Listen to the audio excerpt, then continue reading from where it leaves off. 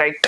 అయితే ఇంతకు ముందు మీరు కేసీఆర్ గారు నాకు టికెట్ ఇచ్చి నన్ను ఆశీర్వదించారని చెప్పారు కదా. యా అంటే అంతకు ముందు మీకు ఇవ్వకన్నా ముందు బొడియ శోభ గారు గెలిచారు ఇదే బీఆర్ఎస్, అప్పుడు టిఆర్ఎస్ ఇప్పుడు బీఆర్ఎస్ లో గెలిచారు. యా అంటే బొడియ శోభ గారికి టికెట్ ఇవ్వకపోవడం, ఆమె కూడా ఒక దళిత మహిళ అక్క గారికి టికెట్ ఇవ్వకపోవడం, అంటే రవిశంకర్ గారికి టికెట్ ఇచ్చి ఆశీర్వదించడంలో గల ప్రధాన కారణం ఏంటి? అంటే తనకి ఇవ్వకపోవడం మీకు ఇవ్వడం వల్ల పార్టీ అధినేత ఎవరికి టికెట్ ఇస్తే వాళ్ళు పార్టీ పరంగా పనిచేయాల్సి వస్తుంది.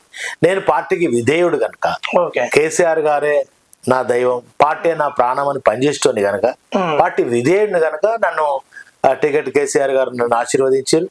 తర్వాత ప్రజలు పెద్ద ఎత్తున మెజార్టీతో గెలిపించారు.